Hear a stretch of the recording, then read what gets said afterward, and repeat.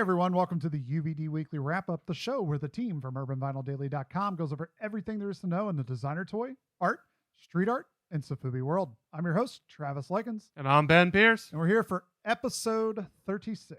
Which is entitled, A Case of the Flippity Flaps. Which will come out in a story that we will tell later. But first, let's thank our sponsors. Gallery F. Rotofugi, who currently has a 10% off code, Green10. That is valid through Friday. Indeed, March so you better 17th. hurry up. So hurry up on that one. But also, Strange Cat Toys. Who are waiting very feverishly on our beard update. So Beard Watch 2017. Boop, boop, boop, boop, boop, boop, boop. So here we go. You may remember last week, if you were watching our show. If you weren't watching our show, Watch that episode first in order to get context. So we are currently utilizing the Strange Cat Toys new line of beard oils. 1 week in. We are now 1 week in. Beards are way softer, or at least mine is. Mine's less fluffy. Yeah, so it is doing something. I was a little leery that beard oil was just some sort of scam out there, that people were just like charging me $10 for something and it didn't do anything. But I am pleasantly surprised that it is not the case. It is doing something. I've even found that the instructions are a little bit aggressive, where it says between half and a full dropper size. I use about a quarter or a third, and it still does pretty good. Yeah, so we are so far pleasantly impressed with the beard oil from StrangeCatToys.com. You can grab those for around $10 to $12. So far, they have 2 artists release. One is Kyle Kerwin, and the other is Jeremy Fish. And then they have their Strange Cat beard oil. Which is kind of florally. So it's like a Strange Cat brand. And they'll have some more artists in the coming future. So keep an eye out. We'll probably talk about it more once it's available. But if you want to grab something from Strange Cat Toys, like beard oil, some pins, or a Luna, you can do that by heading over to StrangeCatToys.com and entering the code UVD. And you can save 10% off your order. And that'll also let them know that you're watching our show and you're picking up stuff based on our code. So yeah, make sure to head over there and support before things are sold out. Like if you're looking to pre-order Dunnies for the DTA Dunny series or the Arcane Divination, head over there, grab them before they're gone. I guess this is the continuation of story time. Beginning of the show. So if you watched again last week's episode of our Which show, I think this involves 2 different stories. It does. But if you watched last week's episode, you will see that we were traveling to Detroit. Ooh, it's like when Mr. Rogers goes to like on the little trolley. No. When he goes like in his town, he goes and visits like different places and shows you how they make things. We traveled to Detroit. Ooh. We need a little trolley though. So our trip started out in the car, and yes. we had a bit of an issue. So the car that we're driving had a little bit of a incident with a curb. And the front bumper was a little bit wobbly. So that's a little bit of an understatement, but it wasn't when it started. Yeah. So then we decided to pass aggressively a semi truck, and a big gust of wind came in and blew the plastic wide open. So. In context, it was very windy that day anyway. Yes, but it blew it open, so we're getting a case of the flippity flaps. So that's where the title of the episode comes from.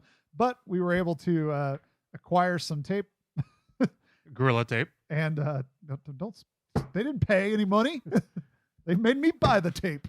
No, but we were able to acquire some tape and head on up to chimpanzee Detroit. tape, and we went to Interstate Gallery. Yes, we did, where we checked out the 2 shows going on. One being the Cope Juggernaut show, and then the other being, what was the name of that show? I don't know. The other show, which featured graffiti legends like Take 183.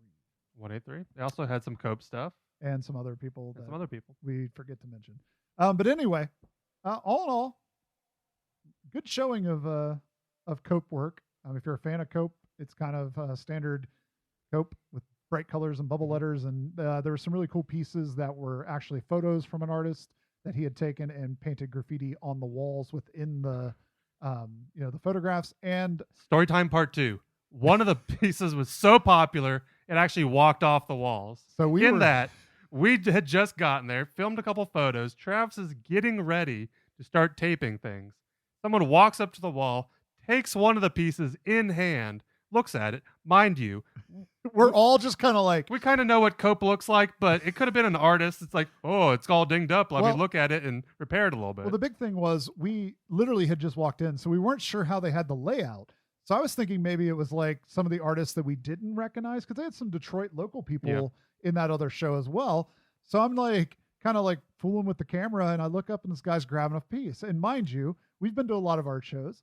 It's not terribly uncommon for an artist to come up and say, oh, I got to fix something real quick, pop the piece off, fix it, put it back. But this guy pops it off, examines it, walks towards the door and out the door, looks at me, makes eye contact with me, and starts walking towards me. And I'm like, okay, this is weird. At first, I thought this was a bystander intervention drill. And then he just bolts past me out the door. And I was like, I look at this other guy, and that guy was like, did he just walk out the door? And I was like, he did. And we snapped into action. I proceeded to walk to the front desk. Ben turned into Mr. Snitch and walked up to the front desk, got the guys from Interstate. Gals. They ran over. They said, did you see where he went? I said, he went that away. Like he's in the 1930s. I went that away. And they just took off running after him. And then we're just kind of standing there like, what do we do? And then they came back and they had the piece. So apparently the guy did not really care about stealing. He just wanted to see if he could. Yeah. So the guy from Interstate asked him, what were you thinking? He was like, well, I just had to see if I could do it. So it was, and then we saw him walking around like out front of the gallery. Mm-hmm. So it's like, he got away, but whatever. It was one of the weirdest things I've ever seen. Made the art show very memorable. But other than that, there was a lot of good representations of Cope there. Pretty reasonably priced if you're into like Cope stuff. I mean, there was like $400 to $1,500 pieces. So in varying sizes and all that kind of stuff. And if you want to know where we ate dinner, it was the Jolly Pumpkin. If you want a complete coverage of our show, trip to Detroit. The Jolly Pumpkin Brewery, I've been there before. I like their stuff. They're in both Detroit and Ann Arbor and Traverse City. So they've got a few places, and they have decent food and pretty good beer. If you're a sour fan, they have a lot of sours to choose from. So they also have non-sours. They do. For us normal folk. And they also carry a variety of other breweries from the Michigan area as well. So I always try to stop in there whenever I'm available and up that way.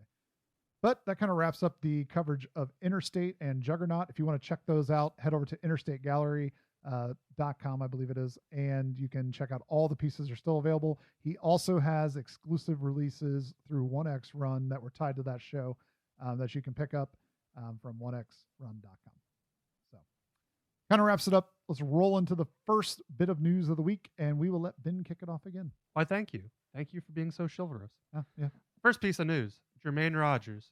We teased a little bit about his pins. Unfortunately, no pin news this week. Womp womp.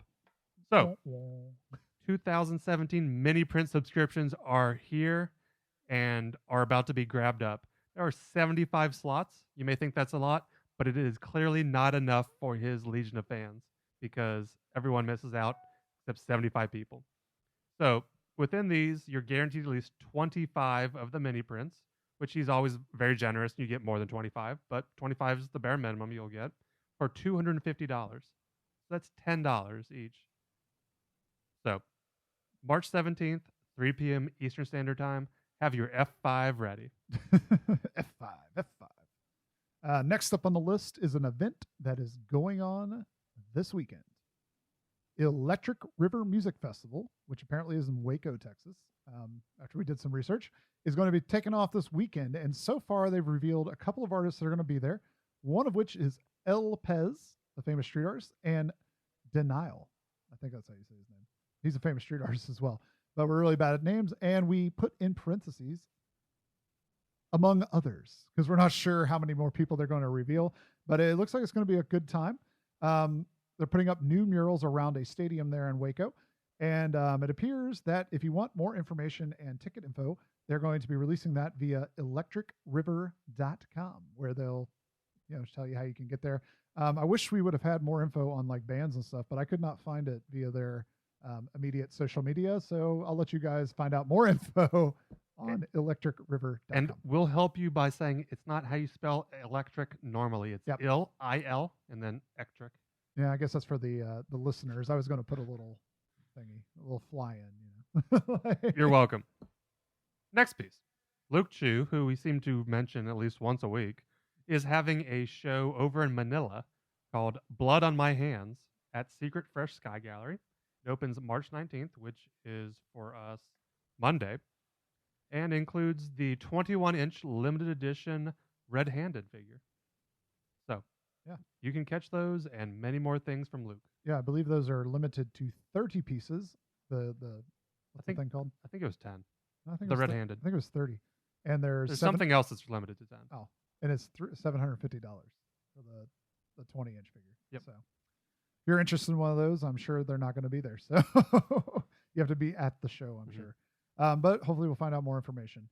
Next up, Kid Robot, Jason Freeney. Seems like every week we're talking about Jason as well. Has a new release coming this Friday, and it is a glow-in-the-dark version of their 8-inch invisible dunny. So this dunny, if you may recall, is a clear plastic dunny with a skull innards. So it's kind of like the skeleton, the print that he did way back in like 2007, 8. There's also the tan version, which is available at fine retailers. Yeah. So this one is the Kid Robot exclusive version. It's limited to 200 pieces. It's going to be $100 each. And remember, it glows in the dark. And it's available this Friday at 12 p.m. Eastern Standard Time, March 17th.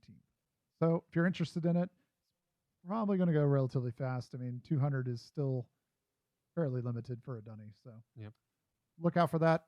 KidRobot.com is the only place you can get it. So get it before it's gone. Next up, 7-inch figure from Darkstone Toys entitled Shadow the Raccoon.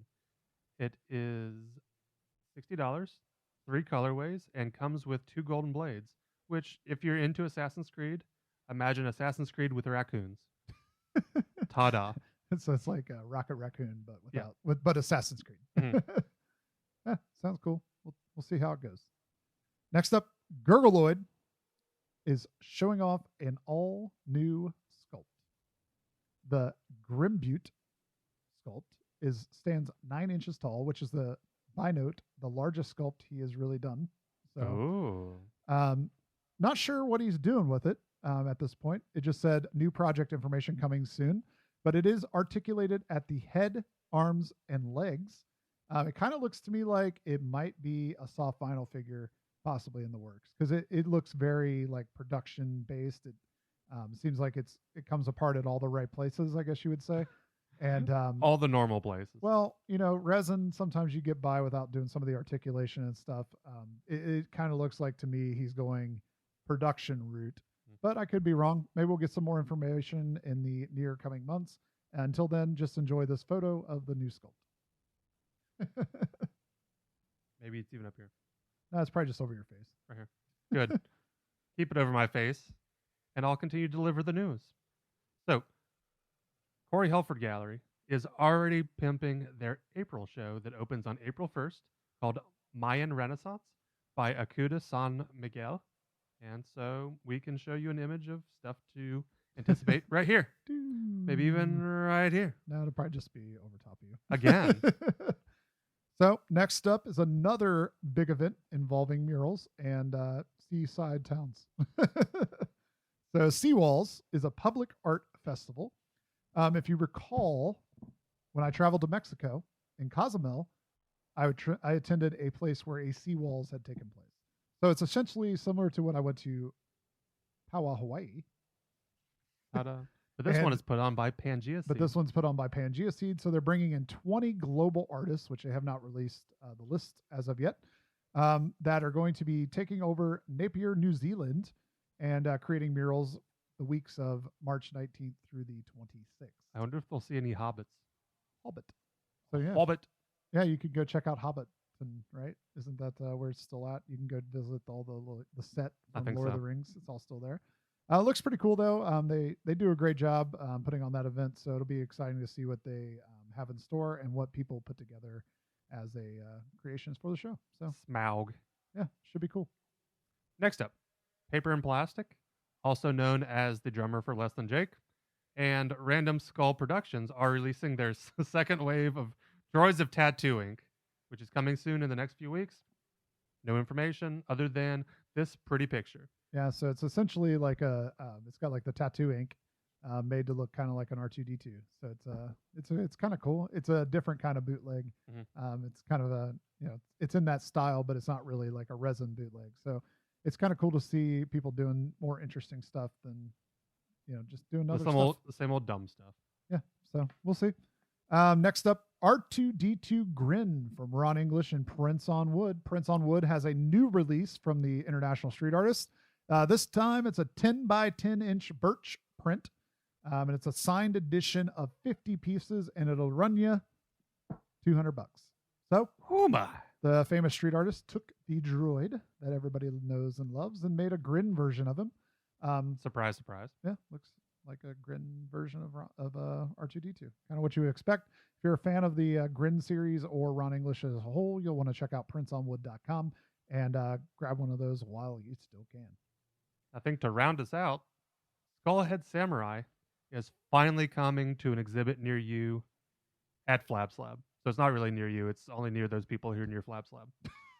So in case those of you who did not know this was happening, it is Huck Gee's Skullhead figure is being customized. It is not a Huck Gee Skullhead figure. It's the Huck Gee John Paul Kaiser figure. Remember, Huck in our interview was mad because he was the first colorway of that figure. So it is the Huck John Paul Kaiser. And you just continued the problem that he said he was worried people were going to have, and they thought it was a Huck piece. I blame it on the microwaves. So they're taking the Pober produced Huck Gee times John Paul Kaiser Samurai. Skullhead Samurai. Now that we're done. Okay, back to the story. Artists include Z-Bots, Candy Bolton, Carson Catlin, Rising from the Grave, J-Roo, the Bots again, because there's two of them, JVK. That was a mistake on Ben's part, not Quicks, and Scott Tollison. There's a lot more. Among others. Yeah, there was like Two Pedal Pete and all the kinds of people who are involved in this. This is a big show. 12 dot. And it's a nice size figure. So it'll be interesting to see what everybody does with it and how people kind of take it's a well-defined shape. So it's not really like a platform per se. And then see how they turn that into something that keeps the shape, but at the same time expands upon it. So it'll be interesting to see what people do. I've seen some of the teasers from the show, some that have been revealed, some that have not. And I got to say, a lot of people did more with that figure than I would have thought that they could do. So to be entirely fair, the image they show on the flyer is a skull head. It's the figure. Like but it has a skull head on it. Yep. It's a Skullhead Samurai. It's the Huck Gee version of John Paul Kaiser's Yes, figure. But they're already misleading the people. They're misleading you. They're misleading everyone. So it's a collaboration figure. Just make sure that everybody gets the props. That's all I'm saying. So, yeah, I mean, lots of cool stuff going on this week. Hopefully we get some more reveals from that show because it is coming up rather quickly. But anyway, I guess that's it for the week, though. Unfortunately, we were able to fit in a couple story times, some news, and stories about our beards. Yeah. So what a full episode. Yep. That's about it. We got pins coming. Look out. Senor Nacho coming. Some other stuff we can't really talk about. But hopefully we will be able to soon. Until then, just keep watching our Instagram at Urban Vinyl Daily. More updates coming soon in that world as well. So, as always, I'm Travis. And I'm Ben. Have a great designer toy day. Thanks for checking out our video right here on youtube.com/Urban Vinyl Daily. While you're here, make sure to give us a subscribe and a like. And if you're so gracious, you can share this video on your favorite social network. You can always give us a follow on Instagram or Twitter at Urban Vinyl Daily, or find us on Facebook by going to facebook.com/Urban Vinyl Daily, and you'll be able to keep up with our latest posts and information going on in the world of UVD. If you want to help us out in more of a monetary way, you can always head over to our store, urbanvinyldaily.storeenvy.com, and check out all the awesome things we have available from great artists from all over the world. Or you can head over to our PayPal and just straight up donate to us to help us keep the lights on and keep things going by going to paypal.com and sending money over to urbanvinyldaily@gmail.com. And that will help us out in more ways than you know.